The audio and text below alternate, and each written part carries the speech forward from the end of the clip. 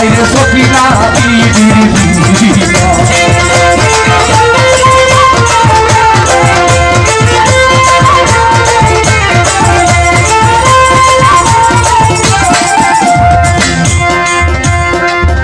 এই গান কোনো সাধারণ গান না।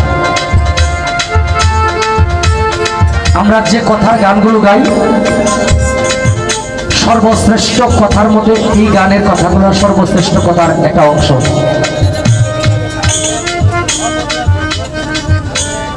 আমার নবীর বংশ শহীদ হতে যাচ্ছে, শেষ বাকি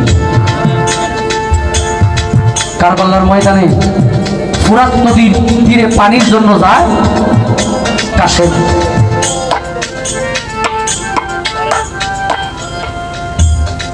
নবীজির নাতিনের ঘরে পুতি যাহাকে বলি আমরা, হাসান রাদিয়াল্লাহু তাআলা আনহুর ছেলে, নবীর বংশ কলিজার টুকরা ছিলেন ইমাম হাসান এবং ইমাম হুসাইন। কারবালার প্রান্তরে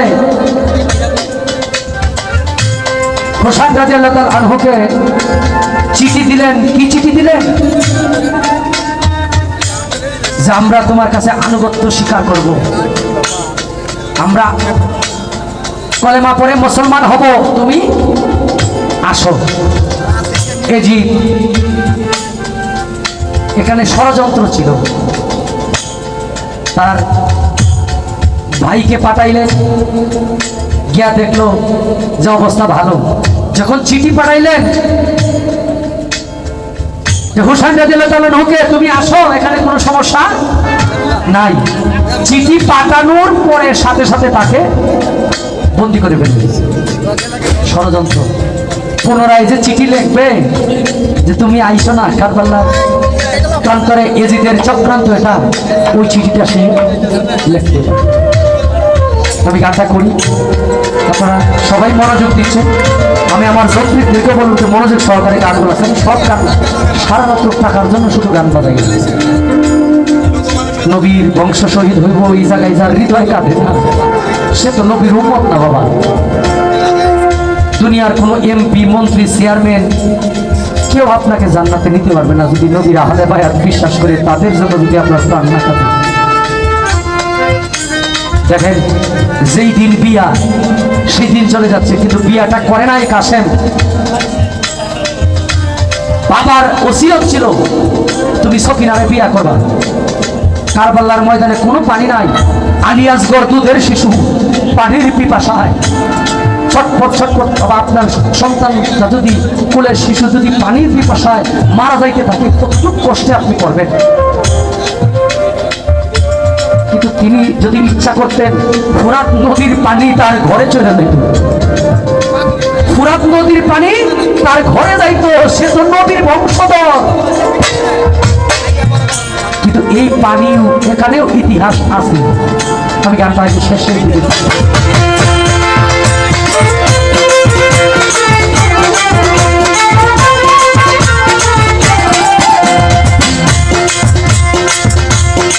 সকিনার দিকে ছাইয়া গো কাশে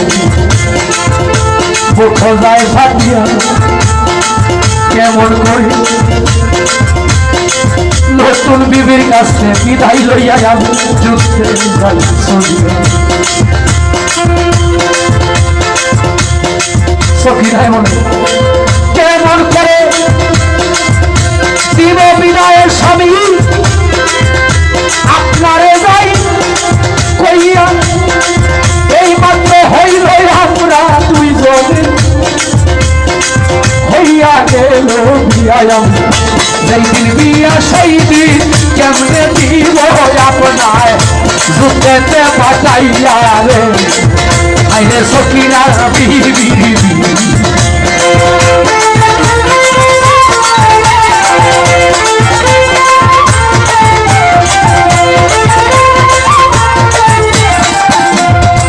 সকিনার কাছে বিদায় গো লইয়া রনে যায় সর,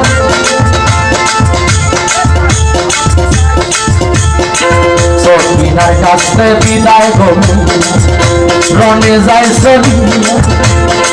যাইতে যাইতে সাদা ঘুরায় পিছতে গেল কাশেম সুয়ারো দৌড়াইতে দৌড়াইতে ঘোরা গেল পুরাত নদীর পারে পানির দিক শত্রুর দিকে খেয়াল ছিল না পানির দিকে কাশেম বলে নবীর বংশ ধ্বংস হইল এই পানির লাগিয়া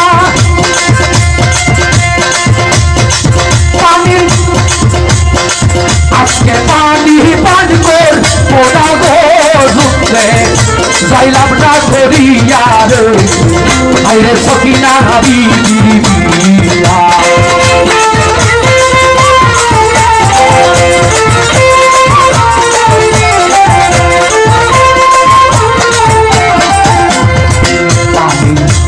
দিকে খেয়াল ছিল না তাহার পানির দিকে চাইয়া এমনি সময় চতুর্দিক থেকে কাঠের আকারে ফেলিল চতুর্দিক থেকে তীরের ভয়া চাইতেছে করিয়া এমন সময় একটি তীর গেল কাশেমের শরীরে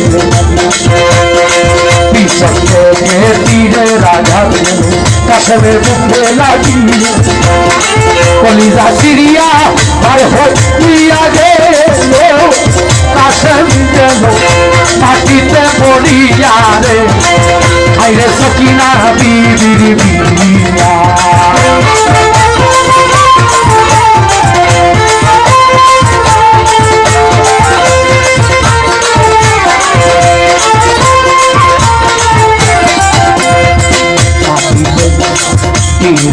ঘাট খাইয়া কাশেমের জমিনে ঢলিয়া কাশেমের ঘোড়াটা চালাক ছিল আসিল দৌড়াইয়া কোনরকম প্রাণের কাশেম ঘোড়ায় গেল সুয়ার হইয়া দৌড়াইতে দৌড়াইতে ঘোড়া গেল পথেতে চলিয়া ঘোড়ার পায়ের শব্দ শুনেছে কিনা আনন্দে গেল আত্মহারা হইয়া ঘোড়ার পায়ের শব্দ শুনেছে কিনা আনন্দে গেল আত্মহারা হইয়া বলে স্বামী উদয় আসছে যুদ্ধে আমার জয়লাভ করিয়া রে আইরে সকিনা বিবির বিয়া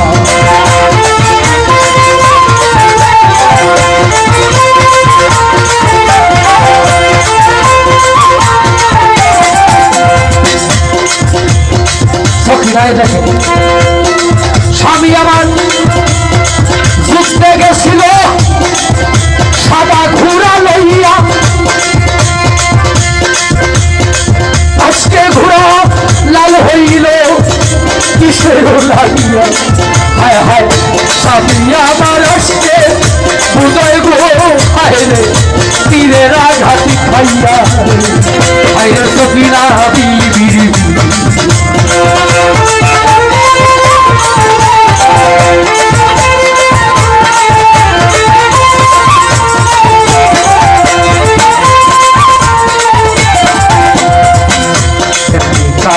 কাশেম গেল সকিনার কোলেতে ধরিয়া বলে মোহরের দাবি দিবি গো প্রিয় বাপ করিয়া হাইরে সকিনা বিবির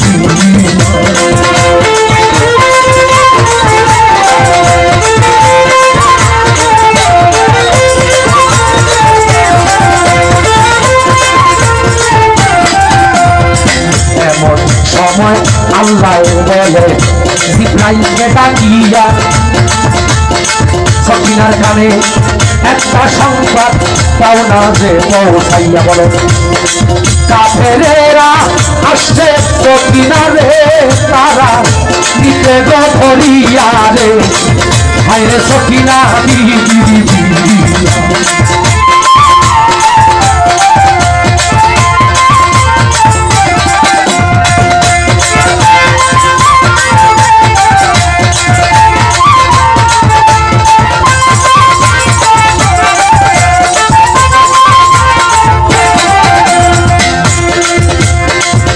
সকিনায় বলে যে দিন দিয়া সেই দিন রাত আল্লাহ দিয়াছে বানাইয়া এই জীবন আর রাখবো আমি কিসের লাগিয়া সেই দিন দিয়া সেই দিন ঘোরারি আল্লাহ দিয়াছে বানাইয়া এই জীবন আর রাখবো আমি কিসের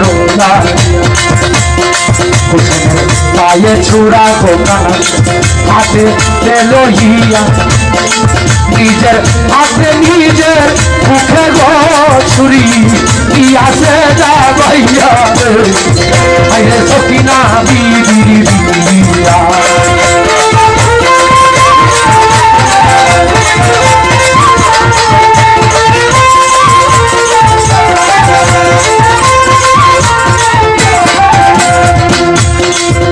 কমলে কমল মিশেছে ফলে আবেদিয়া অলির যুগে জন্ম লইলাম কিসের লাগিয়া কমলে কমল মিশেছে ফলে বাউলা বেদিয়া অলির যুগে জন্ম লইলাম কিসের লাগিয়া নবীর বংশ ধ্বংস হইল গো ভবে পানির লাগিয়া রে আইরে সকিনা বিবির বিয়া সেই দিন রাজি গো আল্লাহ দিয়ার সেবা নাইয়া রে আইরে সকিনা বিবির আইরে সকিনা বিবির আইরে সকিনা বিবির